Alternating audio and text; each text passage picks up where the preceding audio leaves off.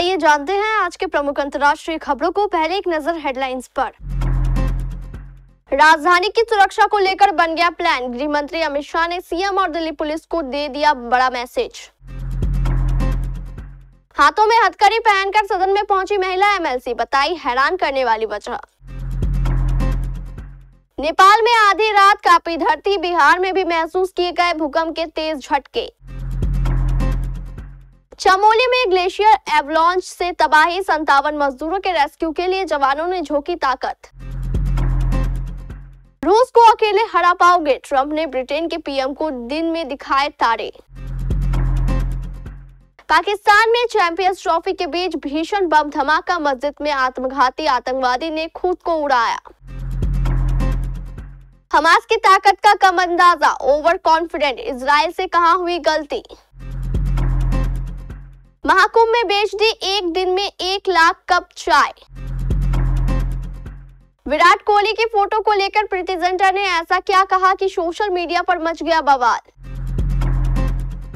और रोहित शर्मा बैठेंगे बाहर, सेमीफाइनल से पहले ले सकते हैं बड़ा फैसला। गृह मंत्री अमित शाह की अध्यक्षता में शुक्रवार 28 फरवरी को दिल्ली की कानून व्यवस्था को लेकर एक अहम बैठक संपन्न हुई।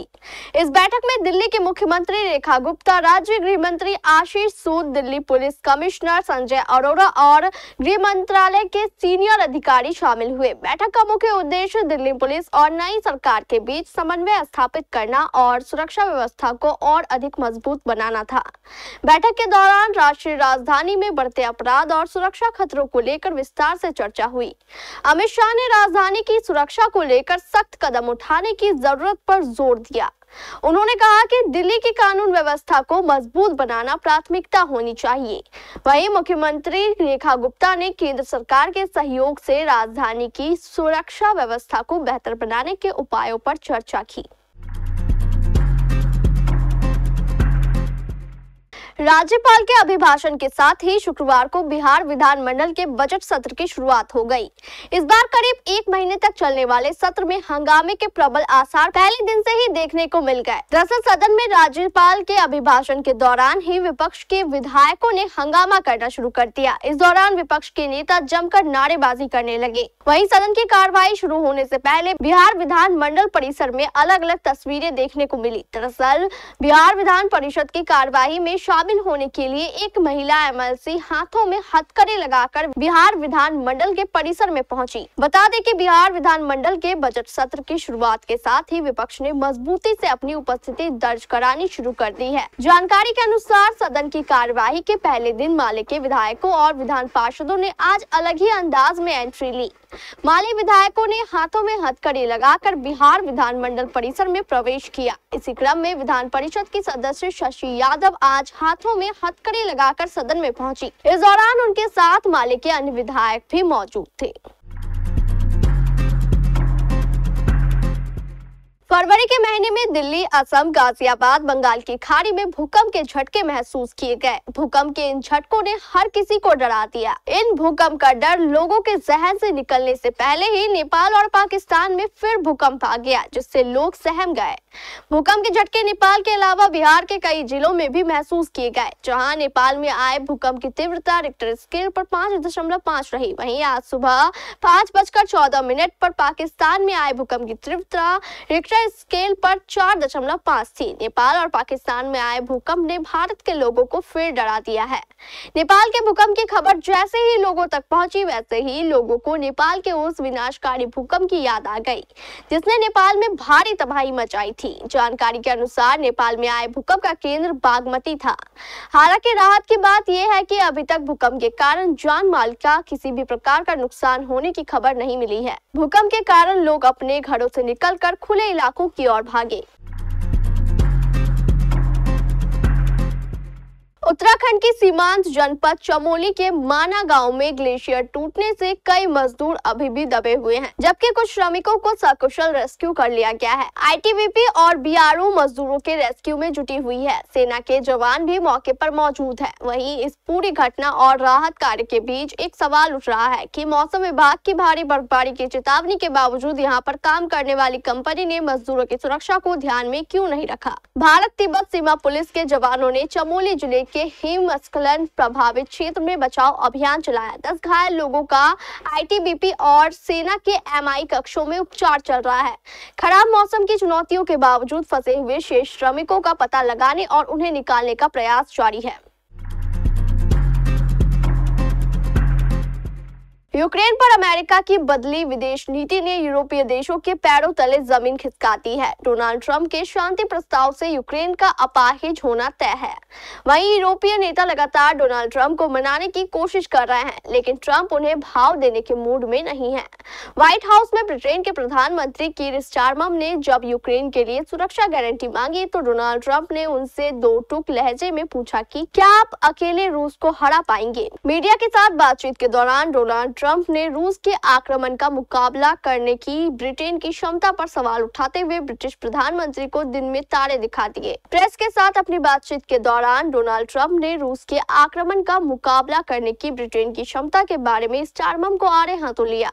डोनाल्ड ट्रंप ने कहा, उन्हें मदद की जरूरत है, मैं हमेशा उनके साथ रहूंगा, लेकिन उन्हें मदद की जरूरत नहीं है।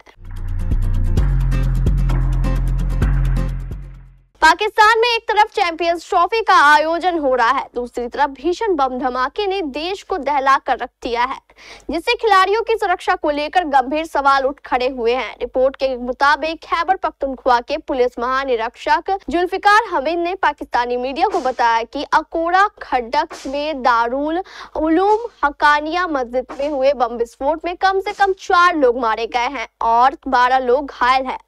रिपोर्ट के मुताबिक विस्फोट शुक्रवार की नमाज के दौरान हुआ और कई लोगों के हताहत होने की आशंका है। नमाज के दौरान भारी संख्या में लोग मस्जिद में मौजूद थे। पेशावर के लेडी रीडिंग अस्पताल में फौरन अलर्ट जारी कर दिया गया है, जो मौका-ए वारदात से करीब 45 मिनट की दूरी पर है। अस्पताल प्रशासन को घायलों के लिए तैयार रहने का निर्देश दिया गया है। वहीं अस्पताल के प्रवक्ता ने कहा कि किसी भी स्थिति से निपटने के लिए चिकित्सा सुविधा में हाई अलर्ट और आपातकाल घोषित कर दिया गया है।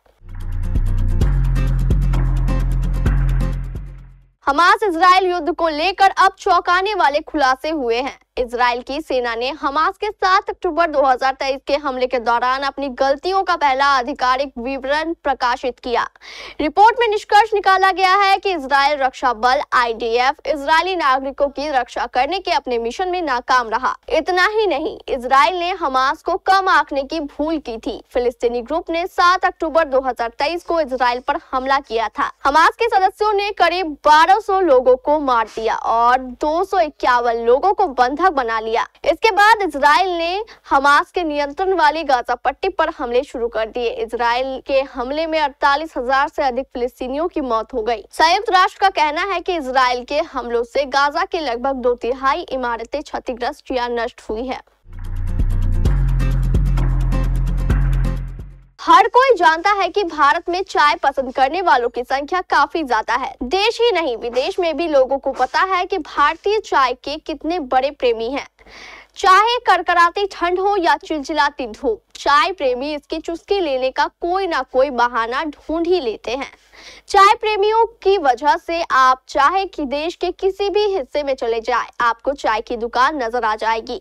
चाय वालों की कमाई भी लोगों को हैरान करती है। एक दिन में कई कप चाय बेच वह अच्छी खासी इनकम बना लेते हैं। प्रयागराज में 45 दिन से चल रहे महाकुंभ में जहां करोड़ों लोग अपने पाप धोने आए, वहीं कई ऐसे लोग भी हैं जो यहाँ अपनी जीविका चलाने के लिए आए थे। यहाँ कई दुकान खोली गई जिसमें खाने पीने की चीजें बेची जा रही थी। इसमें चाय वालों की संख्या सबसे ज्यादा थी। यहाँ हर थोड़ी दूरी पर चाय की टपरी थी। इस बीच एक चाय बड़ी वायरल हो रही है। दरअसल कुंभ मेले के दौरान चाय पॉइंट नामक कंपनी को जबरदस्त सफलता मिली है। मीडिया रिपोर्ट के अनुसार कंपनी ने अपने लिमिटेड एडिशन स्टोर्स के जरिए एक दिन में 1 लाख से ज्यादा कप चाय बेच डाली। इससे ब्रांड की लोकप्रियता में इजाफा हुआ। बॉलीवुड अभिनेत्री और पंजाब किंग्स की सहमालिक प्रीति जिंटा ने टीम इंडिया के स्टार विराट कोहली की तस्वीर को डीपी के रूप में लगाकर नफरत फैलाने वाले एक सोशल मीडिया ट्रोल की आलोचना की। उन्होंने इस बात पर जोर दिया कि उनका पूर्व भारतीय कप्तान के साथ कोई विरोध नहीं है। और वह उनसे प्यार करती है। प्रीति जिंटा इस बात से बेहद नाराज थी कि फैन कोहली की तस्वीर के बहाने माइक्रो ब्लॉगिंग प्लेटफॉर्म एक्स पर अभद्र टिप्पणियां कर रहा था। एक यूजर के यह पूछे जाने पर कि उन्होंने ट्रोल की आलोचना करते समय दिग्गज बल्लेबाज के नाम का इस्तेमाल क्यों किया, पर प्रीति ने सफाई दी है। साथ ही ट्रोल करने वालों को चेतावनी भी दी है। प्रीति जिंटा ने कहा, कृपया ऐसा मत कहो, मैं विराट कोहली को बहुत पसंद करती हूँ। वह ट्रोल विराट कोहली की तस्वीर को अपनी डीपी के रूप में इस्तेमाल कर रहा था, इसीलिए मैंने उस पर टिप्पणी की। जो लोग सेलिब्रिटी के चेहरे को अपनी डीपी के रूप में लगाते हैं और दूसरों को ट्रोल करते हैं, उन्हें मेरी टाइमलाइन पर पोस्ट करने की अनुमति नहीं है। बस इतना ही। भारत और न्यूजीलैंड के बीच चैंपियंस ट्रॉफी 2025 के ग्रुप ए के आखिरी मैच से पहले कुछ ही दिन बचे हैं। टीम इंडिया के कप्तान रोहित शर्मा की फिटनेस को लेकर चिंता बनी हुई है। खबरों के मुताबिक रोहित हैमस्ट्रिंग की चोट से जूझ रहे हैं। यह चोट उन्हें दुबई में पाकिस्तान के खिलाफ खेले गए दूसरे मैच के दौरान फील्डिंग करते हुए लगी थी। ऐसी बातें सामने आ रही है कि न्यूजीलैंड के खिलाफ मैच में कप्तान बाहर बैठ सकते हैं। पाकिस्तान के खिलाफ खेले गए चैंपियंस ट्रॉफी मैच के दौरान रोहित कुछ समय के लिए मैदान से बाहर थे और उनकी गैर हाजिरी में उपकप्तान शुभमन गिल कप्तानी की जिम्मेदारी संभाल रहे थे। हालांकि रोहित बाद में वापस लौटे और भारत की सफल चेंज में महत्वपूर्ण भूमिका निभाई। उनकी फिटनेस को लेकर सवाल उठ रहे हैं। कहा जा रहा है कि सेमीफाइनल में जगह पक्की कर चुकी टीम इंडिया आखिरी मैच में नियमित कप्तान के बिना उतर सकती है।